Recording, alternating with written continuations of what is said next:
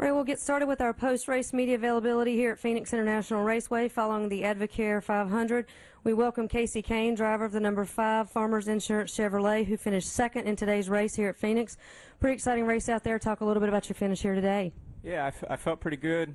Had a lot better car, a lot more grip today than what I had yesterday in practice, and so I thank the guys, Kenny and Keith, and they came up with some good stuff for today. And we were close, you know, with our Farmers Insurance car, and we were on a little bit longer strategy. We stayed out longer, so the tires, you know, our tires were.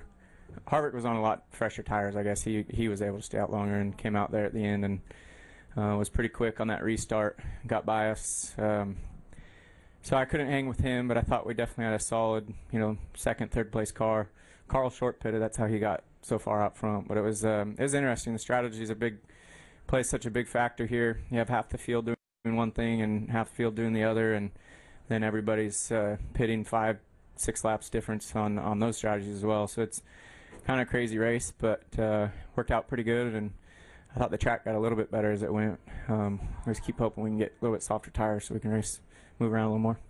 Okay, we'll open up for questions for Kasey. Please raise your hand. We'll get a wireless mic to you. We'll start right here up front.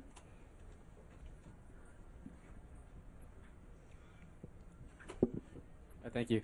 Kasey Kahne, Popular Speed. It's definitely been an up and down season for you, but over the past couple of races, you've had a couple solid top fives. You know, over the course of the season, has there been any point where you begin to wonder, you know, things were going to get better?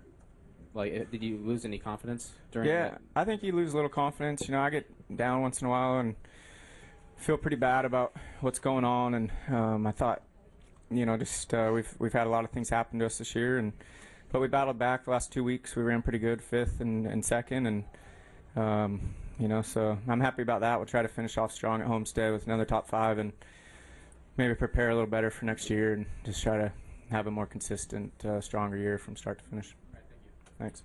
Joining Kasey, Jimmie Johnson, driver of the number 48 Lowe's Cobalt Tools Chevrolet, who finished 3rd in today's Advocare 500. Currently our points leader heading into the season finale next weekend in Homestead. Jimmie, talk a little bit about your battle out there today and setting up the stage for the season finale next week.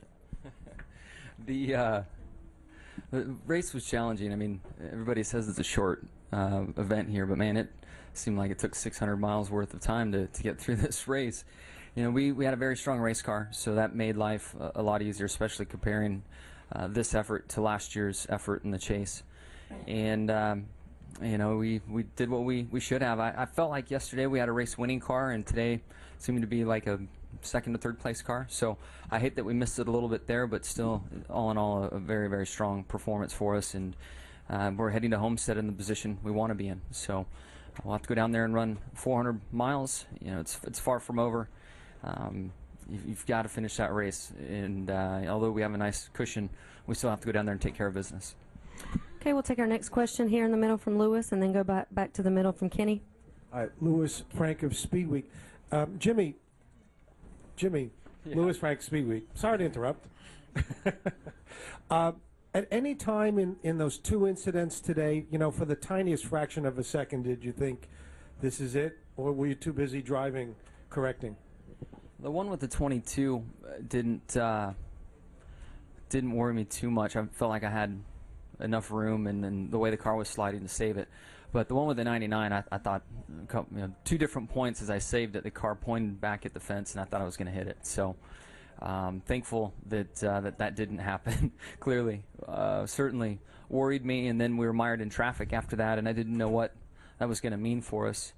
And we were in a nice position strategy-wise, but there was a caution, and they missed some oil off of turn 4, and that drug on the laps under caution and put everybody into the same fuel strategy. So, you know, I was starting to get worried at that point in time, but it seemed shortly thereafter we left pit road, and the 20 was behind me again. They came down pit road, and then I felt like I knew where I was. I knew how I could manage things, and it was about trying to get points then, and we found our way all up to 3rd. Okay, we'll take our next question in the middle from Kenny, then go back to Tom and come up front to Michael. Kenny Bruce from NASCAR.com. Jimmie, mentioning those earlier incidents, and then we saw Matt. I mean, he struggled with his car all day. Then they had issues on pit road. Does a race like today just stress how on your game you have to be in these races that, everybody talked about, you had such a dominating run last week and, it's not going to be much of a chase. Does it just kind of say, look, these things aren't over, that anything can happen? Yeah, I mean, everybody is so eager to predict the champion, but you've got to play the game, you've got to run the race, and stuff happens. There's so many variables in one of our races. I think more variables than any pro sport out there. We have all 43 teams playing, driving, racing, all the mechanical components on the race car, pit stops, other issues on other cars that could take you out, tires. There's a lot of variables, so we don't take any of these weekends lightly. Even with a nice points lead, I'm not going to take next weekend any differently. There's still a lot of pressure to get the job done, and it's no layup at all. So, but I sympathize with Matt. We were in that position last year, and we went to Homestead and still had a shot and put a lot of pressure on the two, and then we made mistakes again that took us out of it last year. Okay, we'll take our next question from Tom in the back. Hi, Tom Jensen, FoxSports.com. Jimmie, you've been through these wars. Anybody have anything else for Kasey? Thanks, Jimmie. Appreciate it. See you, buddy. You've been through these wars, 7, 8, 10 times now in these chases. Were you surprised at how poorly the 20 ran all day? Because they just weren't there all day. Were you surprised by that? Yes, surprised, and then at the same time, I went through it last year, so I don't know how to quite describe it, but it can happen. I thought that yesterday in the final practice session they made a nice run, and I thought that they got themselves in the where they needed to be, but clearly today that wasn't the case. When the 11 was leading early, I thought that might mean good things for the 20. And I never really saw the 18, and that was another marker to me that the 20 was not having the best of days, and both of his teammates were running, slipping back. Take our next question up front from Michael, right behind you. Hi, Jimmie. Michael Knight from the Arizona Republic. Back in the garage area, Carl said that the last thing he wanted was to be in a position like that might have affected the championship. Do you accept that, just in the context of the overall racing environment, or just at that moment, what were your thoughts on that? Yeah, without a doubt. I know Carl very well, and I have a ton of respect for him and what he does on the racetrack. And the contact we had was unfortunate. Really not 3 lanes down there, and I was coming around the outside of him, and I guess 29 had a run on the inside, and once we all went to the brakes, we were all committed to 3 wide in there, and little contact and all that stuff. So at the time I was frustrated, happy I didn't crash, and was hopeful that didn't lose all that track position and really affect our performance. So there was some frustration initially, but deep down inside I knew it wasn't an intentional situation. It was just a racing deal that didn't go our way. Do we have any questions from the press box?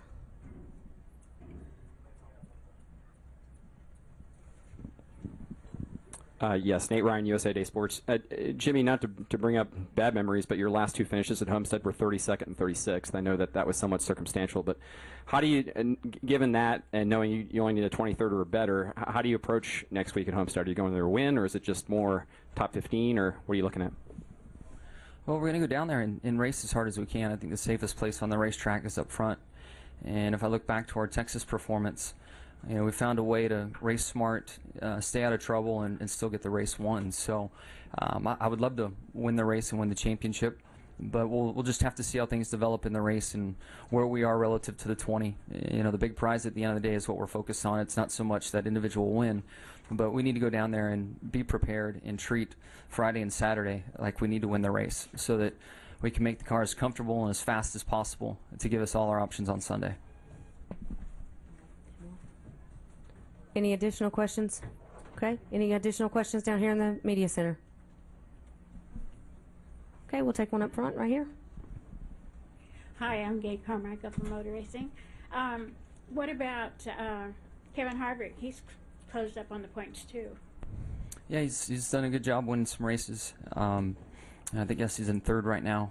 If we have a hiccup, or some type of mistake in Homestead, it'll be a race between the 20 and the 29. But I feel like if we go down there and run as we should be able to take care of business. Jimmie, thank you very much for your time this afternoon. We look forward to seeing you next week in Homestead.